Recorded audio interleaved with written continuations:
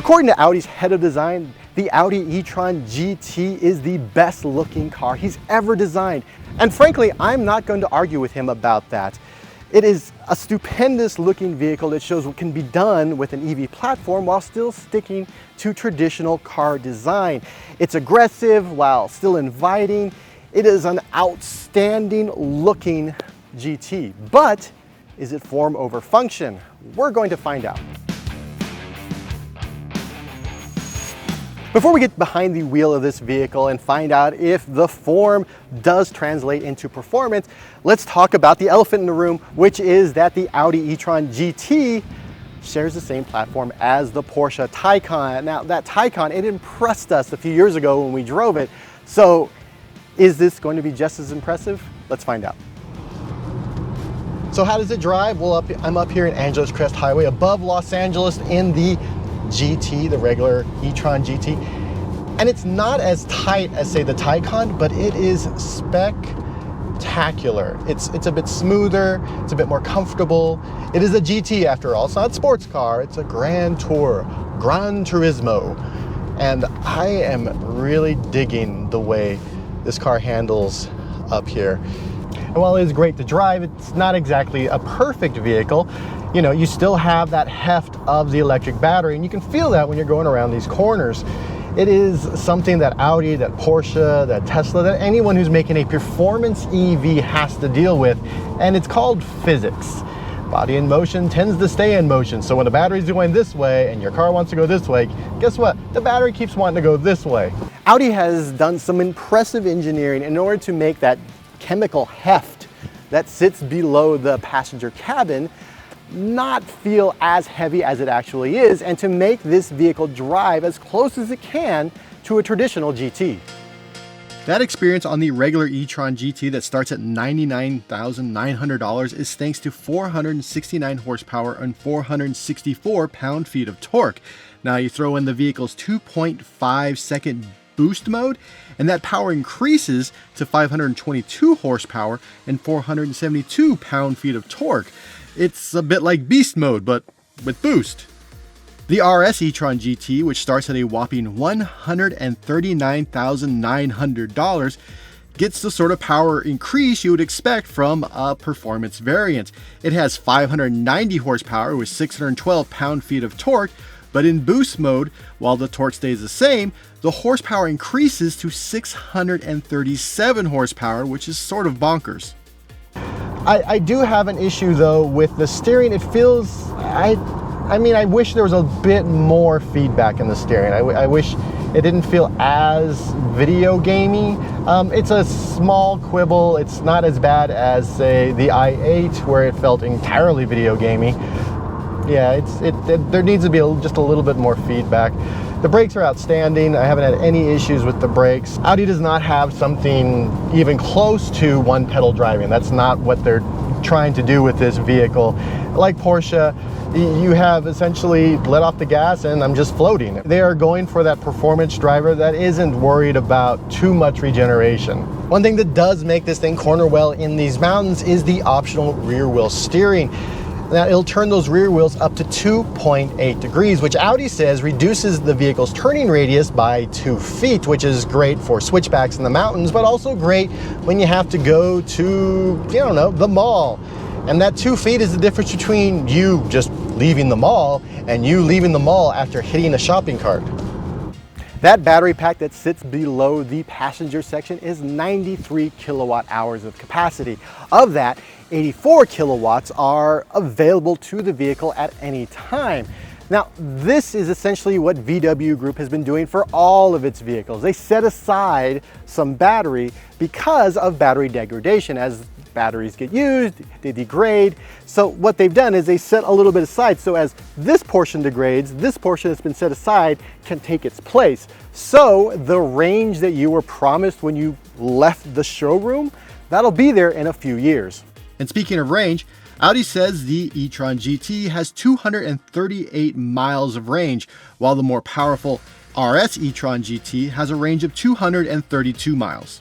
Both of these vehicles will be able to be charged by a charging station, and it supports up to 270 kilowatts. So it's an 800 volt system. It'll charge really quickly. And according to Audi, you can go from 5% to 80% in about 20 minutes. This is just the regular e-tron GT, the one that starts at $99,900. How does the RS, the performance version of this vehicle, drive? Well, I'm glad you asked. This is the Audi RS e-tron GT. This is the performance version of, well, the e-tron GT performance car. The RS badge is Audi's way of saying, hey, this car is faster than the regular fast car. This is the faster version of the fast car. And this is the first RS that is an EV from Audi. It is more powerful, as you would imagine, and it's quicker. The regular e-tron GT will do 0 to 60 in 3.9 seconds. This one, the RS e-tron GT, will do it in 3.2 seconds according to Audi. So, you know what? Let's take it to the track and find out, shall we? When you're ready, you're going to push the throttle to the floor. You don't need to do it now, but I'm just telling you that this charging system will start to swipe like that. It's going to be like a white swoop. That means you're ready to go for launch control. So when you're ready, roll up the window, put your foot to the floor, and when you're ready, just let go of the brake. All right, thank you. You're welcome. We're in launch mode, and here we go. Audi says that this vehicle will do 0 to 60 in 3.2 seconds. It has 2 gears, just like the Porsche Taycan. We got the 115 on that run. It is, you can hear it chirp as you take off, and you can hear it chirp when it hits second gear. So it is an outstanding experience. Tesla for a long time really owned that that 0 to 60, you know, ludicrous mode. Other automakers are catching up, and they're doing the same thing. 3.2 seconds is nothing to sneeze at, and whew, I'm not sure how well I did, but it sure felt fast. So I got 3.3 seconds, which is 1/10 of a second off, but other people got, well, some people got under 3 seconds in this vehicle. So it can do 3.2 seconds, no problem. I couldn't do it because, well, I'm slower than everyone else apparently. But 3.3, 3.2, that's incredibly fast for a production car. That's not a supercar. So where does that leave these two vehicles? Which one should you get if you're thinking about getting either one? If you're a hardcore performance person, the RS. The RS, hands down, is going to make you so happy.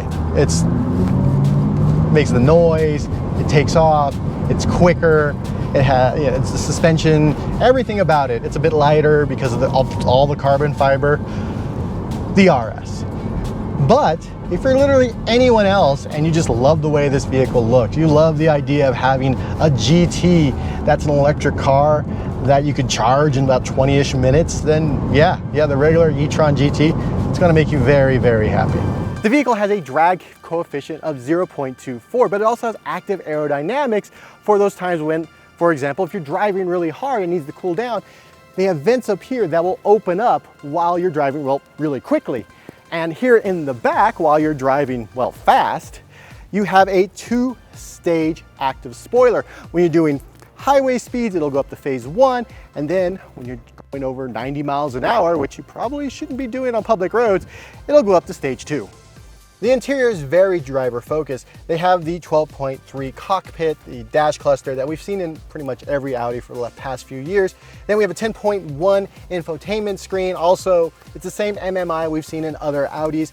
What's missing is that second display. Now, Audi says that because the car is so driver focused, you know, they want to sort of minimize a lot of sort of the bells and whistles, which I actually like because they've replaced the digital way of controlling your climate controls with buttons, actual buttons. I can turn things on and off with buttons. That just makes me happy every time I get to use buttons.